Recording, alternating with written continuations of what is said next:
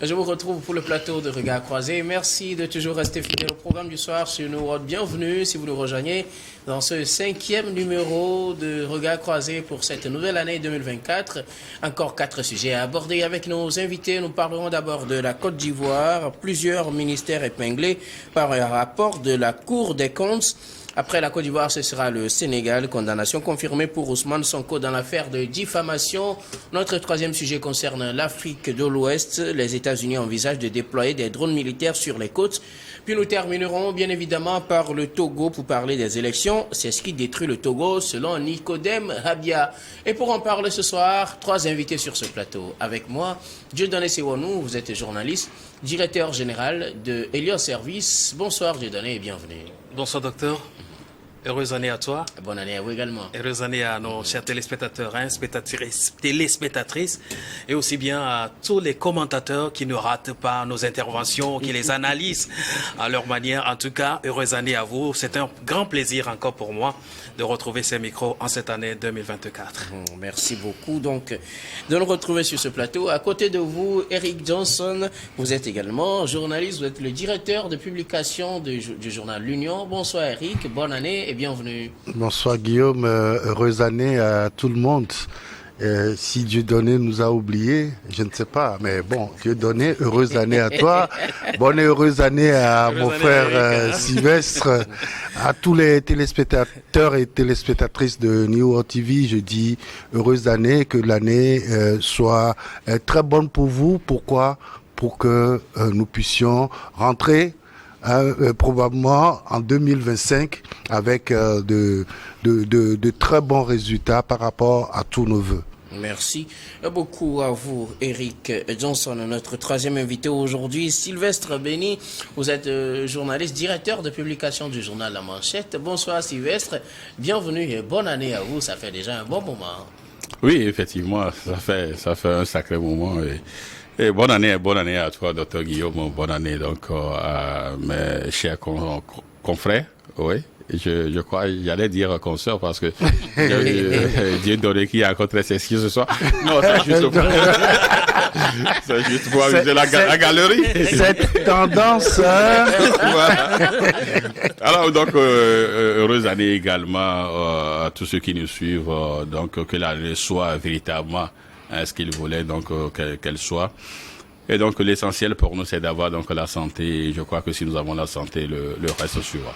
Voilà. Merci beaucoup à vous. Nous allons donc attaquer notre premier sujet, direction la Côte d'Ivoire, pour parler de ce rapport de la Cour des comptes publié il y a cela quelques jours et qui suscite des réactions dans l'opinion en Côte d'Ivoire et hors du pays. Il s'agit d'un rapport qui a été publié, comme je le disais, par la Cour des comptes. Il s'agit d'un scandale financier qui implique plusieurs ministères, dont le ministère de l'Éducation nationale et de l'alphabétisation, le ministère de la Santé, le ministère du Commerce et de la promotion des PME, ainsi que le ministère de l'Environnement et du Développement durable. Et selon le rapport donc de la Cour des comptes, le rapport plutôt a identifié 14 projets financés sur des dons d'un montant total de 34 milliards 244 millions 907 000 francs CFA et qui n'ont connu aucun début d'exécution d'après donc ce rapport-là. Depuis 2022 que ce financement a été obtenu, 14 ministères sont pointés par ce rapport et la question suscite des réactions au niveau de l'opinion. Je voudrais bien commencer par vous, Sylvestre Béni. La Côte d'Ivoire la Cour des comptes de Côte d'Ivoire publie un rapport qui épingle 14 ministères qui ont reçu plusieurs milliards pour des projets financés sur des dons, mais qui n'ont jamais démarré depuis 2022. Oui, ça devient presque un drame africain. Si je dis un drame africain, donc j'ai tendance donc à regarder également du côté du Togo. La Cour des comptes avait épinglé un certain nombre de ministères après la gestion donc des fonds Covid. C'est vrai que par des contorsions, par des scènes qui frisent parfois le ridicule, on a essayé donc de faire taire cela.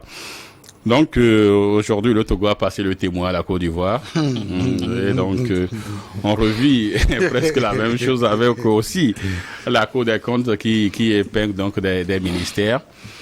sur 14 projets et près de 35 milliards de francs CFA.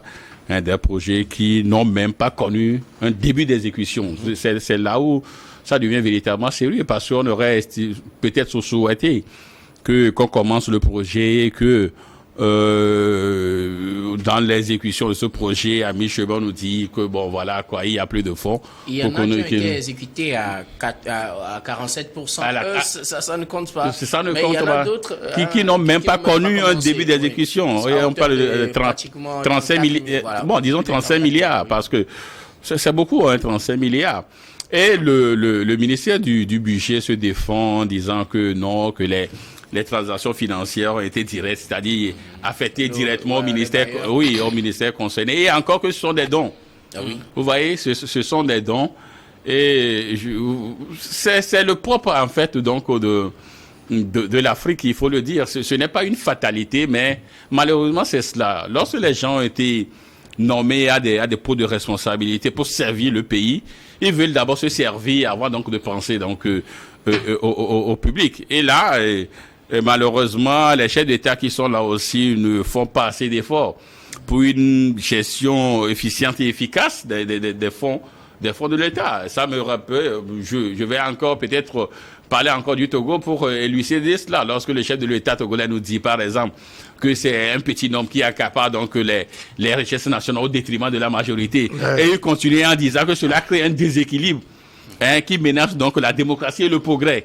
Vous voyez? Alors, cette affaire ne finira jamais. Jamais. Et si on reprend cela et que on essaie donc de mirer la Côte d'Ivoire à travers cette déclaration, c'est pratiquement la même chose, voyez-vous. Les gens sont là, des 34 milliards. Bon, peut-être que ce que le chef de l'État peut faire, peut-être que c'est de demander à certains donc de quitter leur poste de responsabilité, de quitter peut-être le ministère, puisque au Togo on l'a vu. Et après, bon, c'est fini, quoi. Ces dons-là sont partis en fumée. Bon, voilà, quoi, la République continue. Encore que nous sommes à l'orée, donc, de cette messe continentale que la Côte d'Ivoire organise, et que c'est ce rapport sort, donc, à cette période. Je crois que je serai le chef de l'État que ce soir ou demain, il y aura un remaniement ministériel, parce que ne serait-ce que pour avoir au moins une bonne dose de crédibilité à ce qui concerne le gouvernement. Parce que pour l'organisation de ces camps, c'est des milliards qui vont circuler. Voyez-vous? Mais si on prend donc les ministères clés, c'est-à-dire certains le ministère de la Santé, le ministère de l'Éducation, vous voyez ces genres de ministères de la promotion. Vous voyez? Et surtout, la promotion des entreprises, c'est là où on dit il n'y a même pas un début d'exécution de ces projets-là. 14 projets. Et des dons des pays qui vous offrent, allez-y, faites quelque chose pour la nation, et que vous ne faites pas. Ça veut dire qu'en réalité, vous n'avez pas la compétence, vous n'avez pas donc, vous ne pouvez pas exercer, vous ne pouvez pas être là. Si vous ne pouvez pas le faire, alors laissez la place à quelqu'un d'autre pour le faire. Donc vivement, mais depuis là, je n'ai même pas vu un seul communiqué de la présidence. C'est là où je me dis, même pas donc de la primature, c'est là où je me suis dit, bon voilà quoi. C'est un communiqué, personne ne dit mot, même pas le Parlement. Vous voyez, c'est ça. Tout est inféodé, c'est les mêmes quoi qui sont là et ils se soutiennent infailliblement et parfois dans le mal. C'est cela l'Afrique malheureusement. En tout cas, la Cour des comptes a interpellé le ministère du budget, comme vous l'avez dit. Et qui se défend en disant voilà. Ont été faites directement et donc elle a réclamé les reçus, mais elle ne les a pas reçus, ne les a pas eus, disons-le comme ça. Et donc, ça fait plus de 34 milliards pour des projets depuis 2022 qui ne sont pas exécutés, Dieudonné Sironou. Docteur, j'ai juste envie de poser la question. Oui, et puis après la publication de ce rapport, qu'est-ce qui va se passer? Vous savez, lorsqu'on parle de scandale financier, gabegie financière, en tout cas, tous les mots dont on peut qualifier cet agissement peu orthodoxe, se résument à ce que j'appelle la corruption. Et c'est la véritable peste au développement du continent. Et tous les pays africains se retrouvent dans cette cagnotte aujourd'hui, la corruption. Quoi qu'on dise, les pays africains ont une étiquette aujourd'hui en termes de la malversation financière. Et cela orchestré par des politiques politiciennes, malheureusement. Lorsque je posais la question tout à l'heure, d'après cette publication, une chose est que la Cour des comptes fasse son travail. C'est bien, bravo, Cour des comptes. Maintenant et après, quelles seront les mesures à prendre? Des véritables. On attend tous de voir ces mesures. De toutes les façons, en un cadre raisonnable, je pense que la réaction ne devrait pas attendre. Face à ce drame, j'appelle ça un drame. On parle d'un crime. On parle des secteurs de la santé, éducation. Tu l'as dit tout à l'heure, on a eu des cas similaires au Togo aussi. De toutes les façons, oui, je parle des pays africains, dont le Togo y compris. On a vu la dernière fois comment ça a été géré cette affaire. Bon, une enquête est toujours en cours. Toujours, une enquête en cours. Et voilà, cette enquête sera lancée aussi à Côte d'Ivoire et on n'aura pas une conclusion exacte pour sanctionner des véritables fossoyeurs. Est-ce qu'on ne va pas trop vite en besogne en disant qu'on n'aura pas de conclusion? Non mais écoutez, l'habitude s'apparente à quoi? Le problème aujourd'hui dans nos États africains, c'est qu'on manque des hommes d'État. Des véritables hommes d'État manquent cruellement dans nos pays africains. Les gens, ils sont là pour satisfaire leurs propres intérêts et non l'intérêt d'un pays. Lorsque l'intérêt de la nation sera au cœur des préoccupations, je pense que la véritable gestion aura à rencontrer une moralité saine. Malheureusement, on n'en a pas aujourd'hui. Qui sont ceux-là qui sont positionnés aux postes clés, aux postes ministériels, si ce n'est pas pour répondre à une soif politique? Lorsqu'on aura des techniciens qui ont, obligation de résultat, je pense que la gestion sera beaucoup plus différente. Mais malheureusement, tous les postes sont occupés aujourd'hui en matière de récompense politique. Et quand c'est comme ça, tout le monde fait ce qu'il veut, mais il n'y a pas de, je ne parlerai pas de la sanction, mais de redevabilité à l'égard de la population qu'on prétend servir. La reddition des comptes. La reddition des comptes, c'est la chose, le grand orphelin aujourd'hui qu'on a dans nos États africains. Vous gérez un fonds ou alors vous gérez un département, mais comment vous rendez compte de la gestion que vous avez faite, de votre passage à la tête de ce département jusqu'à la fin? Les gens ont tendance à croire aujourd'hui que lorsqu'on les appelle ministres, ils sont là comme des totapotentia, tout est permis et donc ils n'ont aucun résultat à donner ou alors aucun compte à rendre à quelqu'un. Ce travail, c'est comme un pavé dans la mer. Il y a beaucoup de choses qui se passent et que la Cour des comptes n'a pas son viseur braqué là-dessus. Aujourd'hui, on a un rapport, mais il y a plus que ça qui sévit dans nos sociétés africaines, malheureusement. La Côte d'Ivoire ne fait pas exception. On parlait tantôt du cas du Togo. Nous tous, nous sommes au courant de comment on a voulu maquiller cette affaire et pourtant, c'est au vu et au su de tout le monde. Et moi, une enquête est ouverte au Parlement. Comme dirait quelqu'un, on ne peut pas cacher le soleil ou alors le feu par le pagne. Lorsque vous préoccupez à le faire, vous risquez de brûler ce tissu de paille. Donc, il est donc temps à ce que l'Afrique retrouve plutôt des hommes d'État qui le gèrent ou alors qui la gouvernent pour véritablement décoller en matière de développement. Sinon, on serait là en train d'accuser toujours l'autre. Vous voyez, tous ces fonds-là, on nous parle de dons. On n'a pas parlé des fonds propres de la Côte d'Ivoire. Ouais. On parle des dons. Lorsque vous voyez aujourd'hui sur des projets, comment effectuer ou alors toucher les fonds sur ces dons-là, vous voyez tous les protocoles qui entourent, surtout l'argent envoyé par les États-Unis d'Amérique. Avant de pouvoir toucher ces fonds, vous voyez comment nos États souffrent. Pourquoi? Parce qu'on a brandi une tête de corrompus. Et donc, il faut nous surveiller de près. Et malgré ça, il y a toujours des détournements. Il y a toujours des comédies financières. Et jusqu'à quand? Donc, le cas de la Côte d'Ivoire, bravo pour la Cour des comptes. Elle a fait son travail. Maintenant, la suite, c'est ce qui nous préoccupe. On verra bien cette suite-là. On attend de voir. Eric Johnson, la Cour des comptes a publié un rapport épinglant 14 des ministères plutôt dans l'exécution, dans la non-exécution plutôt de 14 projets. De 14 projets d'un montant de plus de 34 milliards de francs CFA depuis 2022. Jusque-là, les projets n'ont même pas encore été exécutés. Il y en a qui ont été exécutés, ça ne compte pas pour ces 14-là, mais à hauteur de 47%, et cela suscite des réactions. Alors, moi d'abord, je voudrais savoir, parce que dans le fonctionnement d'une Cour des comptes, lorsque les inspecteurs de la Cour des comptes font leur travail, il y a d'abord un rapport qui est envoyé et aux intéressés, tous ceux qui sont impliqués dans la gestion nous parlons ici du budget de l'État, dans la gestion de ce budget-là, il y a un rapport qui est envoyé. C'est le rapport provisoire. Donc, on pose des questions à tous les mandatés, ils répondent et après sort un rapport définitif.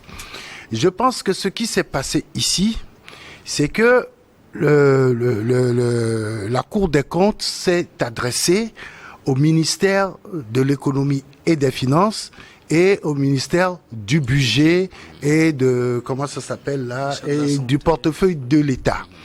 Et donc, la Cour a reçu des réponses. Et donc, à partir de ce moment, tous ces ministères qui sont impliqués dans ces projets qui ont reçu des dons, selon la Cour, et doivent forcément avoir des réponses à donner au ministère qui doit les transmettre finalement à la Cour des comptes. Qu'est-ce qui s'est passé? Personnellement, quand j'ai essayé de fouiller, j'ai pas eu cette réponse-là. Parce que le ministère du budget a essayé de donner des réponses, soi-disant que à certains moments, les fonds ne sont pas totalement arrivés. Parce qu'il ne faut pas oublier aussi, parce que quand on parle de dons, est-ce que tous les fonds ont été décaissés?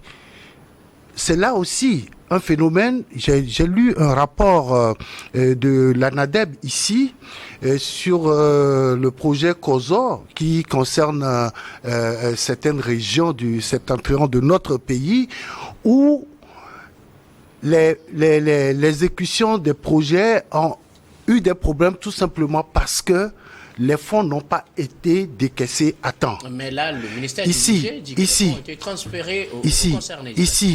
Ici, ce qui se passe. Parce que moi, j'ai cherché à lire la réponse. Parce que c'est ça qui peut nous édifier. S'il n'y a pas eu de réponse, ça veut dire que, forcément, puisque le ministère du budget, du portefeuille de l'État a essayé de dire certaines choses. Mais ce qui n'est pas clair pour la Cour des comptes, c'est pour ça, la Cour, il y a un délai quand même prescrit pour finir ce travail de rapport sur le budget exercice 2022. Et donc, la Cour n'ayant pas reçu des réponses, a été obligée de reposer ces questions-là et de faire des recommandations au ministère. Et donc, quand vous dites que l'argent a été transféré, mais il n'y a pas eu de document attestant effectivement que ces fonds-là ont été envoyés. Elle a réclamé, elle ne les a pas reçus. Voilà. Justement, c'est comme ce que mes collègues sont en train de dire ici par rapport au rapport sur la gestion de fonds Covid, où on a posé des questions à certains, ils n'ont jamais envoyé les réponses, on les a interpellés, ils sont jamais arrivés, et donc je crois que nous sommes également dans ce format-là. Et donc, ce que moi je veux, c'est qu'il faut forcément qu'on ait une réponse appropriée pour pouvoir juger de la portée de ces transferts de oui, non, la Cour a raison de publier son rapport définitif parce qu'il y a un délai. Et ceux qui pensent qu'il s'agit peut-être de malversation financière, mais, de détournement, mais c'est trop attends, tôt, ou bien lorsque la Cour publie ce rapport-là, la Cour fait des recommandations et ce sont les recommandations qu'il faut lire. Dans les recommandations, la Cour n'a pas demandé, par exemple, que ceux qui ont reçu ces fonds-là les restituent. Oui. Et donc, je dis, la Cour même... Voilà. La Cour même doute un peu de ce que ces fonds-là ont été effectivement envoyés. Est-ce que c'est pas un truc qui est resté au niveau du ministère des Finances et de l'Économie ou au ministère du Budget et du Portefeuille de l'État. En tout cas, c'est votre interrogation. Rapidement, Sylvestre, avant qu'on marque la pause, bien on revient. Justement, moi je voulais quand même rebondir à partir des analyses donc, de Eric. Vous savez, nous sommes en 2023. On parle donc du budget d'exercice 2022. Oui. Aujourd'hui, nous sommes en 2024. Ça veut dire que beaucoup doit couler sous le pont. Alors, si la Cour a attendu jusqu'à cette période-là pour rendre public le rapport, ça veut dire qu'elle a pris assez de temps pour fouiller, s'il le faut même, fouiner avant donc de sortir le rapport. Maintenant, quand le ministère du Budget nous dit par exemple que il a tellement donc demandé la traçabilité, sinon donc ces pièces-là, et qu'il n'a pas reçu, ça veut dire que ce n'est pas parce que peut-être le ministère l'a demandé une fois, deux fois, il n'a pas reçu, donc dit voilà. Peut-être que le ministère l'a répété à maintes reprises et qu'il n'a pas reçu donc ces pièces-là. Alors, si le ministère n'arrive pas à avoir ces pièces, ça veut dire qu'il y a problème. Si ceux qui doivent donc envoyer ces pièces-là ne sont pas capables de l'envoyer, ça veut dire qu'il y a anguille sous roche. Merci. Voyez-vous? Donc parler du positionnement. Du positionnement. Cela voudrait dire que le fonds a été quand même décaissé. On a utilisé ces fonds de toutes les façons. D'abord, on va marquer la pause, puis on revient sur ce sujet avant d'aller à notre sujet. Nous marquons la pause, puis on revient tout de suite. Très